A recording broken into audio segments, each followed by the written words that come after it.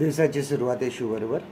आपण लहान असताना आम्ही पण लहान असताना अकबर बिरबलच्या खूप गोष्टी वाचायचो आणि त्यामध्ये बिरबल कशाप्रकारे किती हुशार होता, कशाप्रकारे लोकांचे प्रश्न सोडवायचा आणि कशाप्रकारे राजाला न्याय करण्यासाठी तो मदत करीत असे.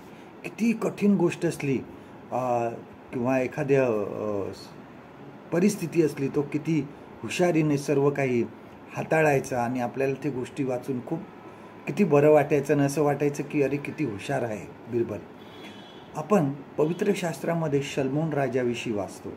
बघा, पहिले राजे 3 अध्यायाने 16 पासून पुढे वचन बघा. 1 किंग्स चॅप्टर 3 अँड वर्स 16 ऑनवर्ड्स. ह्यामध्ये शलमोन राजा सुद्धा खूप ज्ञानी होता, खूप हुशार होता. त्याच्याकडे असंच एक प्रकरण आलं होतं की एकच मूल होतं आणि 2 बाया सांगत होत्या की मीच आई आहे. आणि शलमोन राजाने सांगितले की तलवारांना या बाळाचे 2 तुकडे करा, अर्ध हिला द्या, अर्ध हिला द्या. परंतु जी खरी आई होती तिला ते बघवलं नव्हतं आणि म्हणून तिने सांगितले की नको, त्या बाळाचे तुकडे करू नका, तर ते पाहिजे तर ह्या बाईला द्या, पण त्याला मारू नका. आणि मग शलमोन राजाने काय केलं, न्याय दिला की हीच खरी आहे जिला या मुलाचा कळवळा आला. आपल्या जीवनामध्ये बरं किंवा वाईट जे काय आहे हे ओळखण्यासाठी आम्हाला ज्ञान असणं खूप गरजेचं आहे. शलमोन राजाने देवाकडे हेच मागितलं होतं. शलमोन राजा देवाकडे बरंच काही मागू शकला असता, पण त्यांनी ज्ञान मागितलं की मी लोकांचा योग्य प्रकारे न्याय करावा.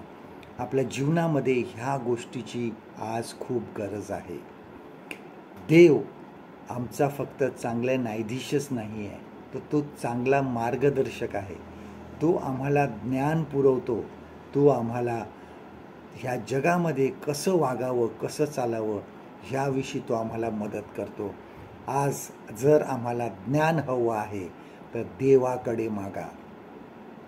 आजचं देवाचं वचन आपल्यासाठी हे आहे, याकोबाचं पत्र ह्याचा 1 अध्याय आणि 5वं वचन.